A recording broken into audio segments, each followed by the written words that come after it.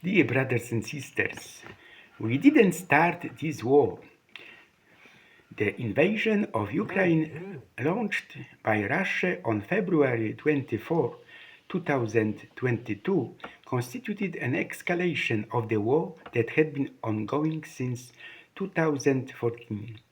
It was preceded by Russian demands to exclude further NATO expansion and reduce the alliance's military potential in Central and Eastern Europe to its pre-1997 level.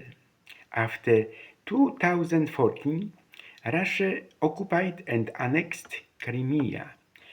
It then supported Russian paramilitary forces, which launched a war in eastern Donbass against the Ukrainian army. The West has its own policy.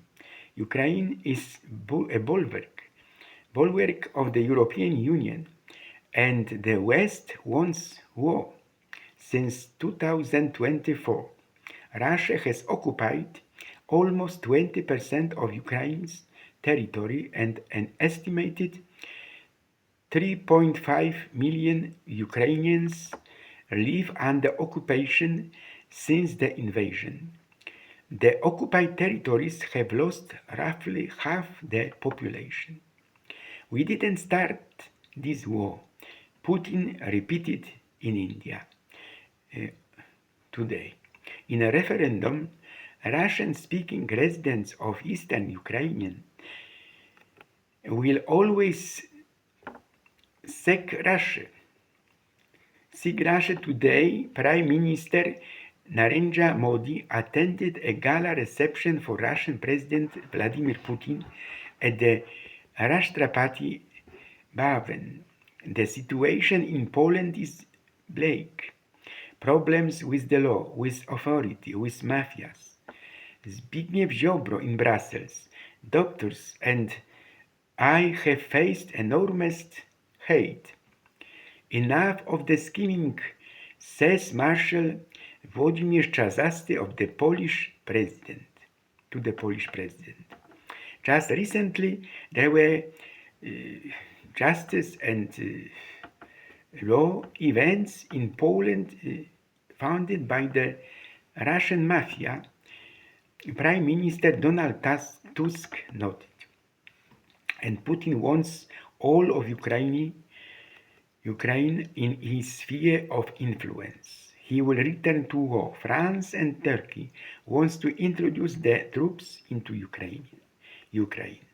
If Trump doesn't understand that he's dealing with a war fox, he will lose.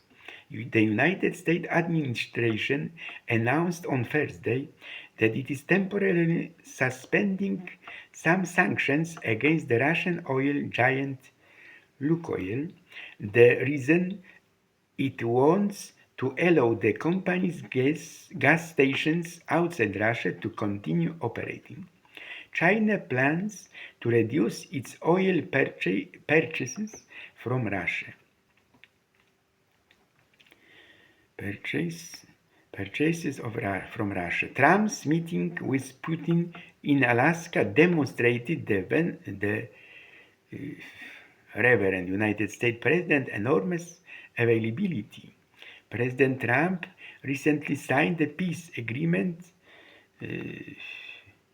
among two states in Africa with Rwanda and the Democratic Republic of the Congo, and is intervening in the Venezuela conflict. But President Trump lost. It doesn't matter if he signs a document with a marker stating that the fighting in Ukraine will cease at some point. That's not enough. Putin's motivation right now is staying alive. To survive, he must remain in power. And to maintain power, he must wage war. Putin needs Russians to be furious with the foreign enemy so they won't turn their anger against him. Putin will show force at all costs. The Putin-Witkoff meeting on Tuesday yielded no results. the new axis of evil's war against the West. Imagine 5 hours of Russians and Vitkov in Moscow, and they didn't reach an agreement. We remember the 28 points of Trump's peace plan regarding ending the war in Ukraine. This is a constant pattern of Russian diplomacy. We make demands and don't back down. The 28-point peace plan leaked to the media was a list of Russian demands. So the Russian program hasn't changed, and the Russians see no reason to back down. They find it convenient to find themselves in a situation where, on the one hand, the Americans have invited them to the table and ended the boycott of Russia, and on the other, the Russians are not stopping the war. Moreover, this war is becoming increasingly terrorist and full-blown, noting that Russians are increasingly brutally attacking civilian targets in Ukraine. In conversations with the Kremlin, the Americans are not equal partners. The Americans are acting as the supplicant, and I don't quite understand why. The American delegation handling the negotiation was a team of amateurs. This is a deliberate move by Donald Trump, who uses personal envoys who are businessmen and showmen rather than resorting to diplomacy which he distrusts. President Trump already received the FIFA Peace Cup yesterday.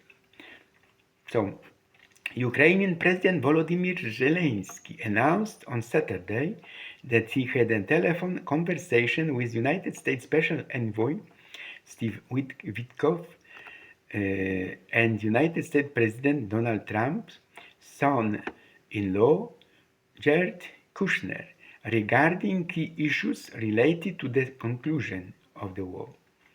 According to War, nearly 70% of Poles fear that Poland could be directly drawn into an armed conflict with Russia due to the war in Ukraine. This is the result of a new poll by United Surveys for Wirtualna Polska, which reveals deep public concerns and significant differences in threat perception depending on political preferences. The war in Ukraine has been ongoing since February 24, 2022. In recent months, numerous talks have been held between Ukraine, Russia, and the United States, I said, but they have not produced the desired result of ending the war. All of this is happening just beyond our eastern border. Meanwhile, a massive airstrike by Russian forces has hit almost the entire territory of Ukraine. Also today, the Ukrainian military has denied reports of the Russian encirclement of Pokrovsk and Mirnorat. Commanders emphasized that they control key positions, maintain logistical lines, and deter Russian attacks. The Russians have been conducting an intensified offensive in the area for weeks. They recently announced that they had conquered the city.